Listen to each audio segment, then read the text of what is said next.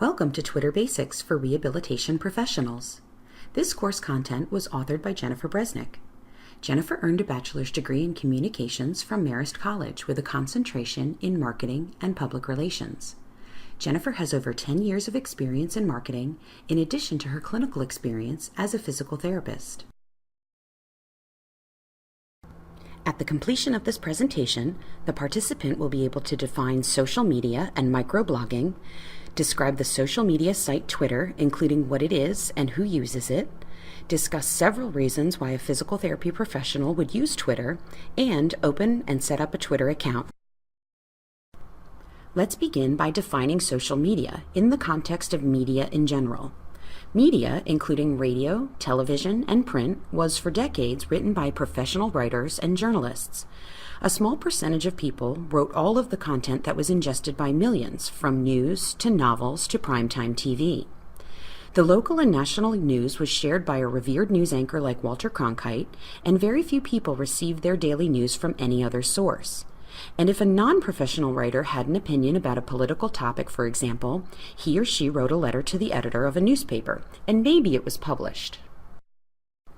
In the past couple of decades, with the widespread use of the internet, there has been a decline in the number of people who regularly get their information from traditional media, and a rise in social media where anyone with a computer can contribute to the content that a massive amount of people can see anytime, anywhere.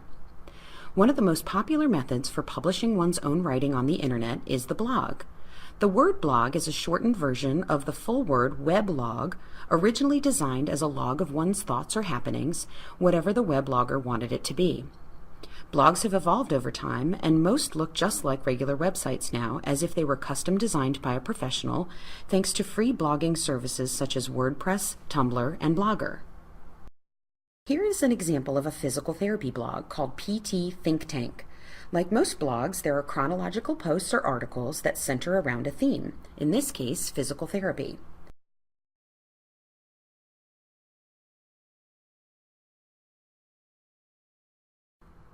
In addition to full blogs, there is the concept of the microblog, and Twitter is an example of a microblog. Instead of long articles, the postings consist of 140 characters or less. When you sign up for a Twitter account, you have the ability to broadcast your 140-character mini-posts or tweets to a group of people. This group is your followers. Followers are individuals who also have their own Twitter accounts and post tweets. If they like you, or perhaps know you, they follow you.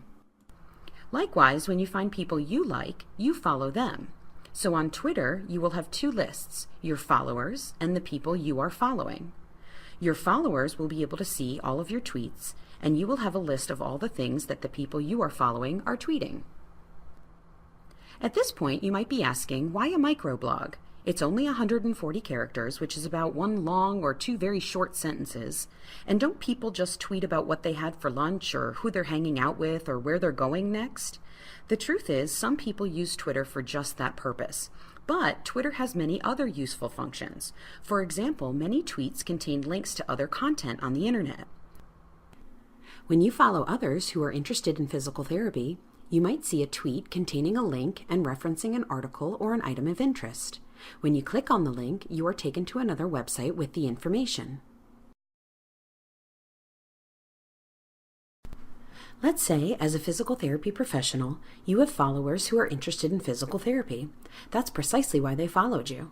They know that you have information about physical therapy that might be of interest to them. One day, you see a unique article in the New York Times about how physical therapy is more effective for back pain than surgery. You think your followers might want to read this article, so you tweet it to them. Since they can see all of your tweets, they can see the article. You are now, magically, a great source of physical therapy information. It works the other way around, too.